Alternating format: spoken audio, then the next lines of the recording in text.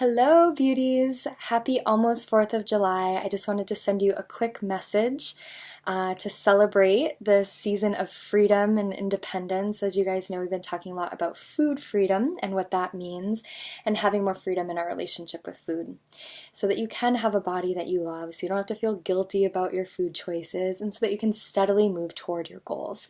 And so today I'm going to share with you a super practical tip that I think is going to help you get through this holiday a little bit more smoothly, especially if you guys have plans to go out with friends and family and there's going to be barbecues and chips and sugar and booze and all that kind of stuff, okay? So the tip that I want to share with you guys today is to think about progress and not perfection. And one of the best tools for this that I teach in Light, Fit, and Free is called crowding out. And crowding out is the concept or the practice of bringing in more of what you want and letting the rest fall away. So it's not about getting it just right or you're doing it wrong, which kind of shows up in our life like, you know what, screw it. This holiday's kind of a pass. There's no way I'm going to be able to avoid, the potato salad and the chips and the cake and all this stuff. So you know what, I'm just going to eat whatever I want. Screw it. Then I'll figure it out on Monday. Or I'll start over next week, or I'll go on a diet, and then I'll really get into shape.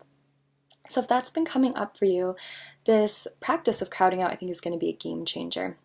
Because ideally what we want to do in creating freedom in our relationship with food is to reduce the fluctuations, okay? So I'm doing all the things right, and then, oh, that's really hard, and now I'm going to kind of say screw it and eat whatever I want. Now I'm going to have to do all the things right again, and oh, screw it, I got to just, have some bacon or whatever it is. So when you crowd out, instead of having things need to be all one way or all another way, what we do is we just start to bring in more of how we want to feel. We start to bring in more of the foods that we know are going to make us feel good instead of the foods that make us feel like crap. So what does that look like on a really practical level? So today, when you're eating, number one tip is to take a plate.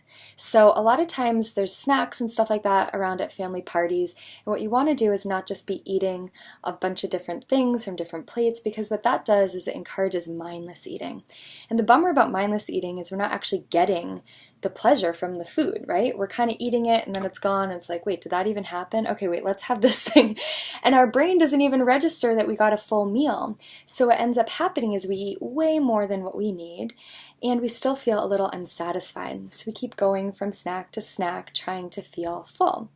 But what happens is when you have a plate, your brain is going to register, okay, we're getting a full meal, and you can take a look at it, make sure you get some protein on there, a bunch of veggies or some sort of fresh, high vibe food, and then whatever else you want.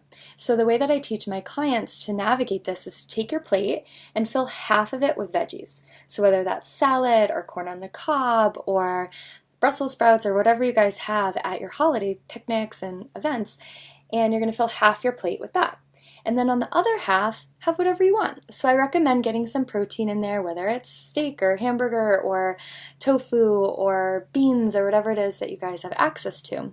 And then that other quadrant over here, so you have veggies, protein, and then this guy is like your free space. So that's where you put the tiramisu or the, gooey, creamy potato salad or the really rich mac and cheese dish.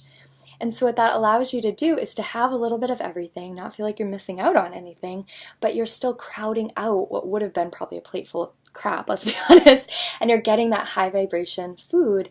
And the best thing about that is there's lots of fiber, you're going to feel more full, you're going to have more energy for the rest of the day, and you don't have to feel really guilty and bloated at the end of the day. All right, so crowding out, half your plate in veggies, protein, and then a free square. All right, make sure you're eating on a plate. And then the third thing is in relationship to alcohol. So I know some of us can overindulge, this time of the year, it's summer, you're on a boat, whatever's going on. So if you guys are drinkers, I just want to recommend that you alternate between a drink and club soda. Club soda is like the holy grail of crowding out. So if you're going to have a beer, have a club soda after. If you're having a vodka tonic, have a club soda after. So the cool thing about this is your family and friends, if they're a little bit peer pressure-y and are like, what are you doing? Why aren't you drinking? You're always going to have something in your hand. And the best thing is you're going to be hydrating, put some lemon and lime in there, some fresh raspberries or something really beautiful. And it's going to feel like a nice treat. Nobody's going to know the difference. You're going to fly under the radar if people are trying to peer pressure you. And you're going to stay really hydrated so that you feel really good in the morning as well. And my favorite thing is to make a wine spritzer. So if you have white wine or red wine, just put the club soda right into that. And what that does is it stretches the alcohol. And so you get a nice buzz from it, but you're also hydrating and you're also crowding out what would have been maybe 3 drinks. You might just end up having 1 or 2. Make sense? So my friends, try crowding out, not doing things perfectly this holiday, and when you do, I think you're going to find that you have a lot more options. You can feel really good and make really, really decent choices this time of year without sabotaging all your results. And the best part is it starts to train your mind to not go from these extremes all the time, but to be able to eat and enjoy whatever comes your way and know that you're not going to mess it all up, and know that you're going to be okay, and know that you can make the right choice. It doesn't have to be the perfect choice, but sometimes the imperfect choice is the right choice. Sometimes just doing what you can do in a situation, just doing the best you can, is the best decision for you.